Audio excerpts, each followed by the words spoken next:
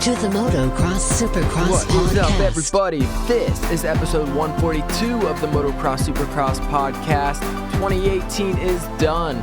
We're going to be talking a little bit about some of the big Supercross moments of 2018 and also some really big news that just happened. But I'm Adam here with Claudio. What's up, Claudio?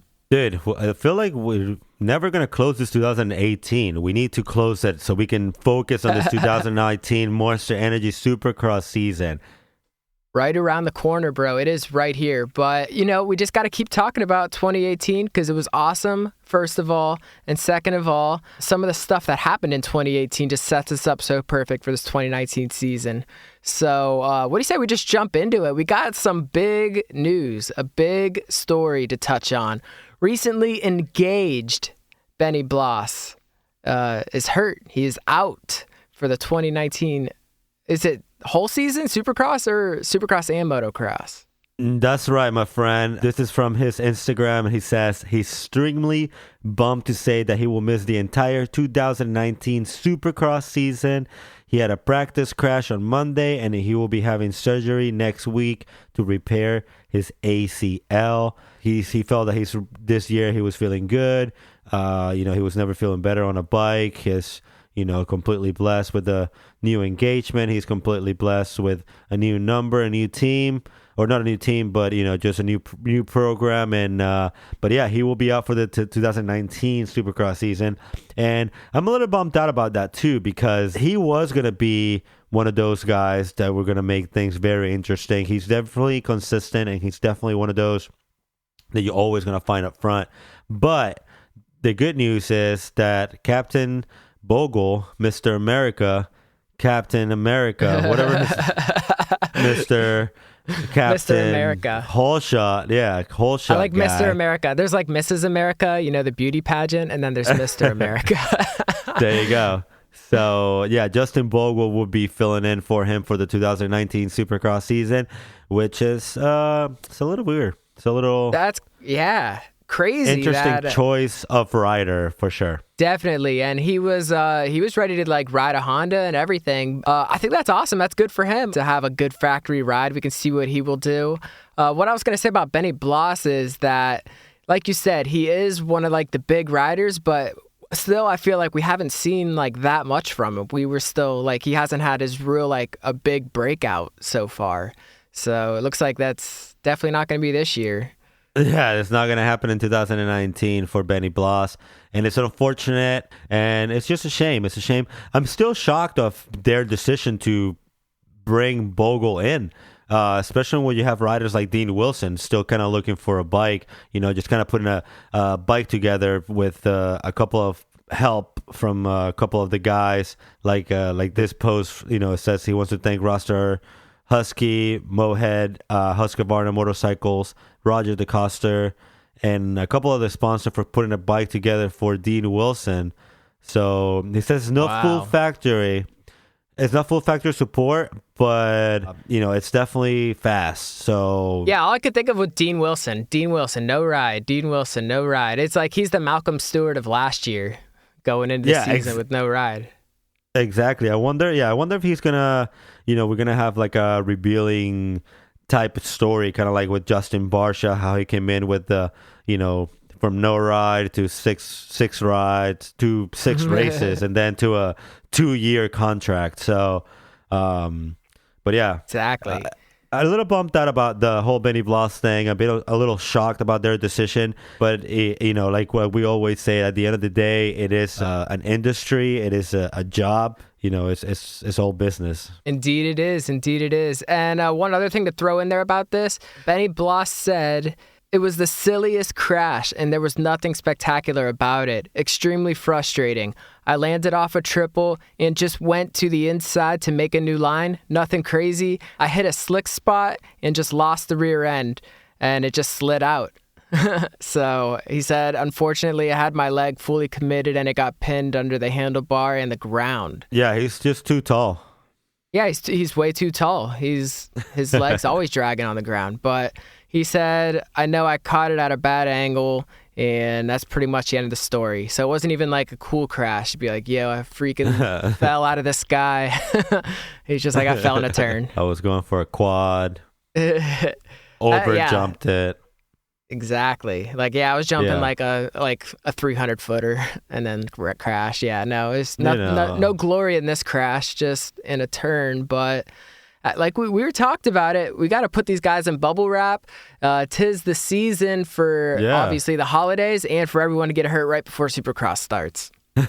For real, you're absolutely right. Moving on, we mentioned Malcolm Stewart, and I'm one of the, I think, happiest guys to see this happening for him finally. On his 450 career, he is actually lining up in Anaheim 1, which has never happened till this coming up week. You know, he will be lining up with the FCR Honda team, the Smart Top. You know, as we know, he's going to be competing alongside with Justin Brayton. So yeah, this is what he says. We're glad to see that things are working out for Malcolm Stewart. Mookie is still a little sore from his crash in Italy, but he will be on the line for A1. So looking forward to seeing him and, you know, making things interesting. A lot of characters are going to make this chase very, very interesting for everyone. Indeed. So a couple episodes ago, we talked about Justin Hill and how he's a rookie because he only did a couple races on the 450. But would that also make Malcolm Stewart a rookie to this 450 class since he hasn't done the entire season? That's a really good point, but I feel like... Because we have the four big rookies. We have the four big rookies in the 450 class, which is Osborne, Savacci, Plessinger, and then we're saying Hill's one of the rookies. So maybe we should include Malcolm Stewart in there as being a rookie for this, the full season. Yeah, we can do it. It's our show. We can do whatever we want. There we go. Yeah. We'll do whatever we want to here. Malcolm Stewart, you're in on the 450 rookie list because... Mookie for Rookie of the Year. Exactly. Hashtag Mookie, that shit. That's a good one. I like that. Mookie for Rookie. All right. There we go. I do like that. And yeah, that'll be interesting to see him. And we got a great rookie class coming into this first day one race. Definitely. Great class. What else we got happening? I know one thing that we never talked about was Stefan Everts. Just to kind of recap that, he was doing charity work somewhere in Africa and got malaria and ended up having to be put in a coma and stuff to deal with that. But it looks like he's on the healing side of things. And yeah, we never talked about that for some reason. Yeah, it always just kind of went over our heads. But yeah, we talked about the 10-time world champ over here. Like you said, he was doing some charity work because aside from being a great rider, he's also a great human being. And he was doing some charity work and caught this disease.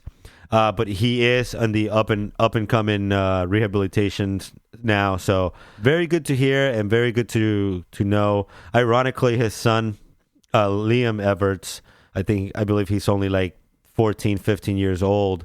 He just signed a multi-year deal with KTM. So, oh wow! I don't know if it had anything to do with it, but the kid is a great rider. Don't get me wrong, and they go everywhere. They do the whole circuit around Europe. But I don't know if the timing couldn't be any more wrong or any more right for him. Probably happened, but it probably wasn't a big deal until his dad's story became so big. Then his story became relevant because you never hear about the other kids getting signed to deals and stuff that young. Exactly. Yeah, exactly. It's just, that's what I'm saying. I don't know, there's a little bit too much... The bright light at the end of the tunnel, a little bit of hope, a feel-good story after a not great story. You got to balance it out. Well, your dad almost died, but hey, we're going to give you a deal. And the kid got a ride, yeah. So, that happened, but that's no joke. The mosquito stuff and everything over there, Ebola, all those diseases, real nasty. That's crazy. And all these people live with it every day. Yeah, they do. And they're just immune to it, I guess. I don't know. But every time, yeah, it's just crazy. But what else we got happening? So Uncle Ronnie, I don't know if you've seen this yet or not, but he's actually donating his bike, the Screaming Eagle, the 69. He's donating it to Road to Recovery to, just to raise some more money, and all the proceeds are going to be going to them. So good job, Uncle Ronnie. Thanks a lot.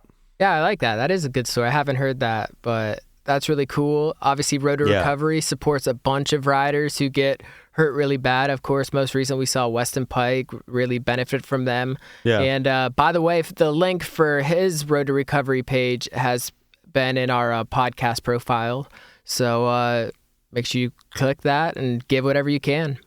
Yeah. Also, somebody else is hurt, but they're getting ready for the East Coast. Chase Sexton, who we recently find out that he will be missing A1, but moving on to the next coast with a broken collarbone. It's working out. Also, Christian Craig, who was also another one that was going to be the favorite or one of the favorites to battle out this West Coast Championship moving up to the East due to a thumb fracture, also getting it ready for rehabilitation. Good. Yeah. Got to rehab that stuff up and get ready to come back and race. Everyone's getting hurt, man. It sucks. Yeah. Everyone is hurt. Did you see the John Ames story? Yeah, he got really messed up, right? Yeah. He's this is for him from his Instagram. He said, "Well, here's the news. Had a crash last Friday that resulted in a compound fracture in my left radius and ulna. Then Saturday morning, I developed compartment syndrome, which was the most excruciating pain I've ever felt. I've done 3 surgeries 3 days in a row trying to repair the damage. I've got at least 2 more surgeries scheduled in the next few days to get me to where I can leave the hospital. Then I'll fly to Colorado to see a specialist to make a better plan. Updates will be given when I have more news on the situation. Thanks for all my sponsors for supporting me in the extremely dark time." So, yeah, Another one that's going to be missing out. Dude, compartment syndrome, you know what that is? Tell us. All right, here, this is straight off the internet, but it's crazy. It is a painful condition that occurs when pressure within the muscles builds to dangerous levels. This pressure can decrease blood flow, which prevents nourishment and oxygen from reaching nerve and muscle cells. Wow. Yeah, your stuff can burst and stuff. That's crazy. Yeah, so he did mention that it was one of the worst pains he's ever felt. So jeez. That's gotta hurt. But somebody else is missing out the Supercross season, I guess, looks like. That's right. And then on a real good story, we have Josh Cartwright. I don't know if you remember who Josh Cartwright is. Yeah, he's a Florida guy. Yeah, Josh Cartwright was he's a privateer. He trained over at the goat farms with Mr. Ricky Carmichael himself. Also, he was a full-time student for the Florida State University. So he was one of those stories that they did throughout the season, and they did, this kid, going to school full-time and also racing full-time. Well, Mr. Cartwright actually just graduated from Florida State University and is going to pursue racing full-time. So all right. Good luck to him. Yeah, good luck to him, and looking forward to see what he can do. Yeah, I remember them talking about him at the Daytona race because he was in the LCQ and he's about to qualify. So it was one of the stories they were talking about, how he's just back to school next Monday. Yeah, but not anymore. Yeah, that's cool. Well, what do you say we just start talking about some of our favorite stories from 2018, just some of the big stories that happened. And I just want to start off with one. John Ames, one of the stories that happened was him at the Dallas race.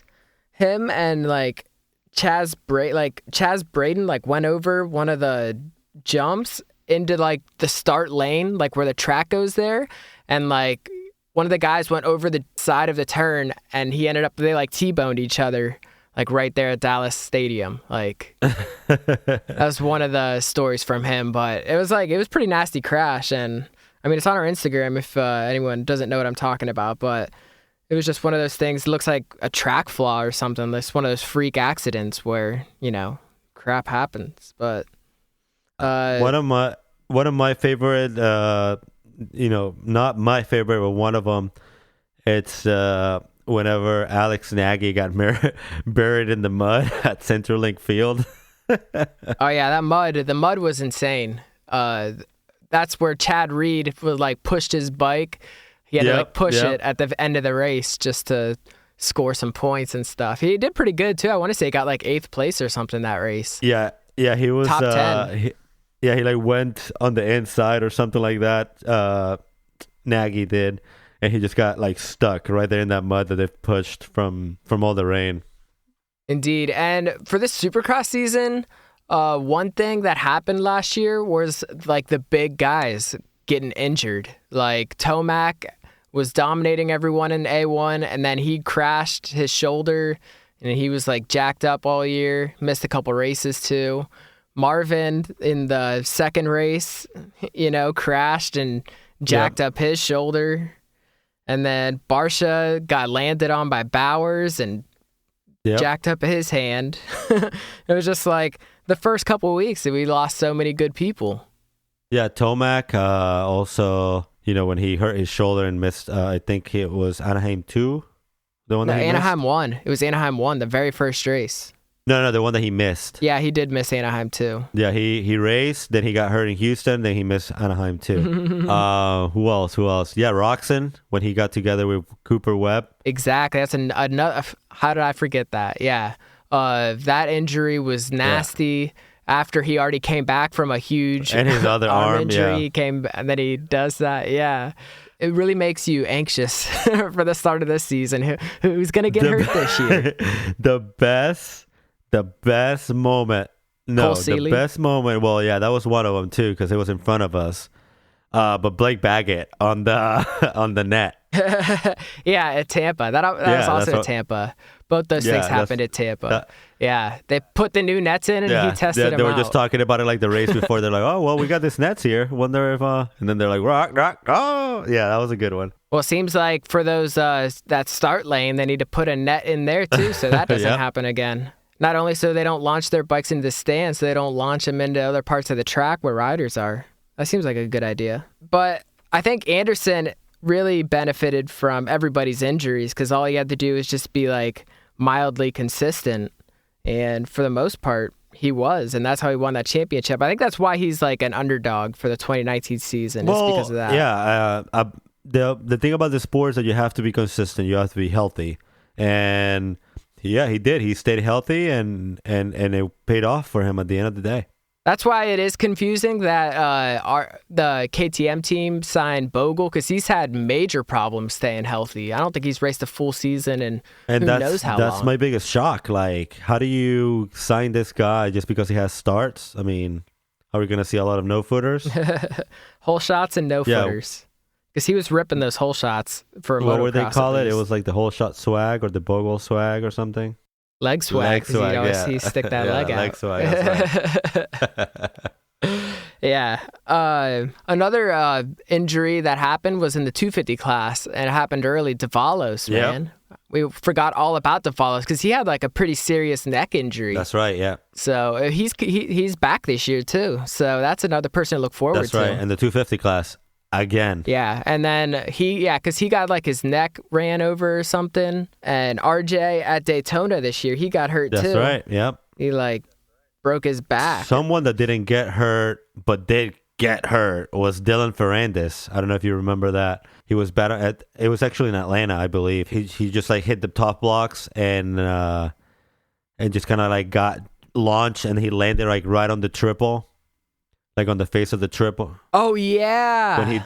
When we thought he fractured his legs, but he just really hurt his face. Yep. Yeah, exactly. Yeah. He like broke his teeth and stuff. So many good moments. I mean, so many. Weston Pike crashed on that same exact jump in practice, did the same exact thing. So one of those things they got to look forward to, see if they do anything to, make sure that doesn't happen again. That's right. Yeah. So many videos are in our Instagram at the MXSX podcast. So many gnarly crashes. Yeah, make sure you guys go to it and let us know which one was your favorite of this 2018 season. Yeah, but I think the biggest moment of the Supercross season was this rivalry of Eli Tomac and Marvin Musquin, and that came at a boiling point in Foxborough, Massachusetts, and they were kind of first and second. Marvin was winning the race, then Eli passed him, and Marvin went and passed him back, and people called it a little bit dirty, and that was probably the biggest moment, right? The biggest moment. He called it over the line. Yeah. Yeah, he called it over the line, and he said it was a joke. I remember very clearly. Yeah, he said, "Where's the line?" He said, "I don't know where the line is, but he crossed it for sure." And it's funny because Weston Pike, I want to say it was Atlanta. No, not Atlanta, Dallas. Weston Pike took out Marvin in the heat race, like so hardcore, like just wiped him out. And it's like, was that over the line? I don't know. We already said last year where we drew our line. We drew our line in 2018, and it's if someone gets hurt, then it was dirty and over the line. But if no one gets hurt, exactly, it's clean, real clean. You're good. I was thinking that we might have to adjust that for the like kind of amateur motocross. I think if you damage someone's bike, then it's dirty. What do you think of that? Well, I mean, we're professional. Yeah. Talks strictly right now. You know, this only applies for the professional championship, not the amateur. The amateur is a whole different world, man. You can't be throwing rules like that over there because those kids are savages. That's right. So we drew our line. You can pass, you can block pass, you can take them out. Just don't hurt them. That's all. That's it. Yeah. Simple. You break the lever, dirty. Clean. Clean. Super clean. Remember for this 2019, we also have the signals. Okay. Coming into the track again. Got to rodeo them, thumbs up, thumbs down. Yeah. We saw left, right. We saw numerous riders get docked positions and points for apparently cutting the track kind of moves where obviously whenever they get blocked off the track or land wrong off a jump, they're off the track. And if they don't turn around and go in on the same spot, they should, just give a little signal to just say, hey, but it's got to be a count. You got to take a pause to be like, yo, I didn't gain an advantage. I'm going back on right now. Yeah, that's true. Yeah, triple lasso. Yeah, too. But in all realness, stay tuned for our next episode. We will be talking about the new rules. There is new rules, new time rules, new numbering rules, and you will find out all about it on our next podcast right here at the MXSX Podcast. You got it. Make sure you follow us on Instagram at MXSX Podcast. Check out all the videos on there. It'll be the best, however long it takes you to scroll through them. But there's just some awesome crashes. Refresh your memory from 2018 and get ready for this 2019 season because it's going to be epic. Yeah, let us know which one's your favorite and see you guys next episode. Peace. Peace.